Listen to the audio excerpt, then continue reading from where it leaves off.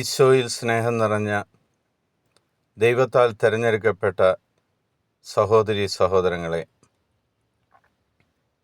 ഇന്ന് നമ്മൾ ശ്രവിക്കുന്ന തിരുവചന ഭാഗം ജോബിൻ്റെ പുസ്തകം 42 അധ്യായം 10 മുതൽ 12 വരെയുള്ള തിരുവചന ഭാഗം.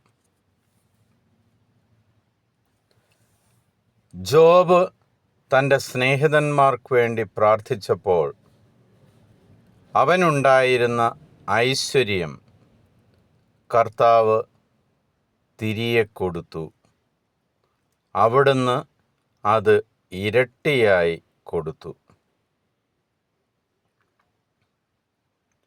12-ാം തിരുവചനത്തിൽ വളരെ വ്യക്തമായിട്ട് പറയുന്നു, കർത്താവ് അവൻ്റെ ശേഷിച്ച ജീവിതം മുൻപിലത്തേനേക്കാൾ ധന്യമാക്കി. ജോബ് തൻ്റെ സ്നേഹിതന്മാർക്ക് വേണ്ടിയാണ് പ്രാർത്ഥിച്ചത്.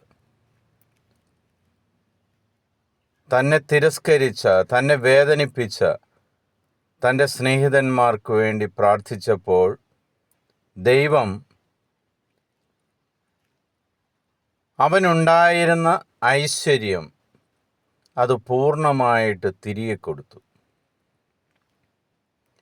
നമ്മളും പ്രാർത്ഥിക്കാറുണ്ട് നമ്മുടെ കാര്യത്തിന് വേണ്ടി, നമ്മുടെ സഹനങ്ങൾ മാറിപ്പോകാൻ.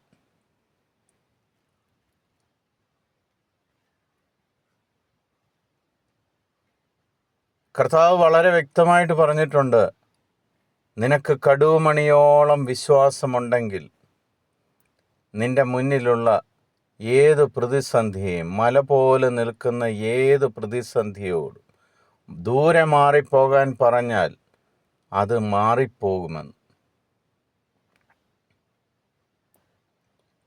വീണ്ടും കർത്താവ് പറയുന്നു, മലകളും കുന്നുകളും മാറിപ്പോയാലും എൻ്റെ ദയ എപ്പോഴും നിന്നോട് കൂടെ ഉണ്ടായിരിക്കും.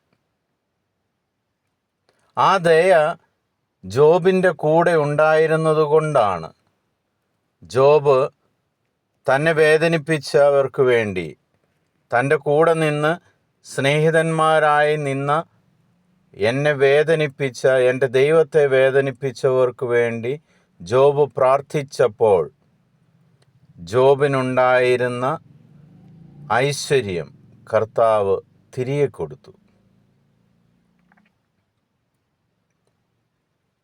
അത് അന്നേരപ്പോഴത്തേക്ക് മാത്രമല്ല തിരികെ കൊടുത്തിരിക്കുന്നത്,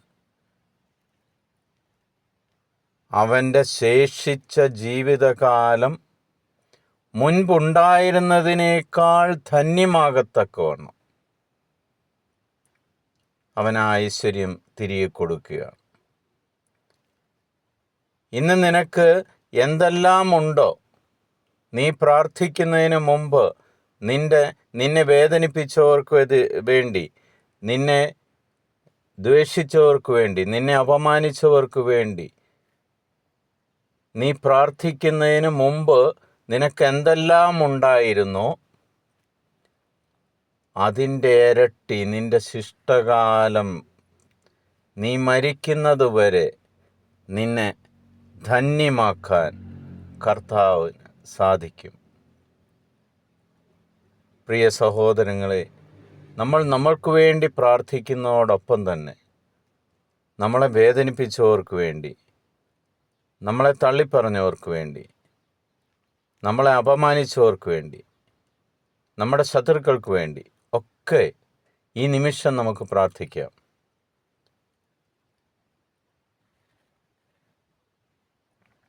നിങ്ങളുടെ ശേഷിച്ച കാലം കർത്താവ് നിങ്ങളുടെ ജീവിതം ധന്യമാക്കട്ടെ എന്ന് പ്രാർത്ഥിക്കുന്നു.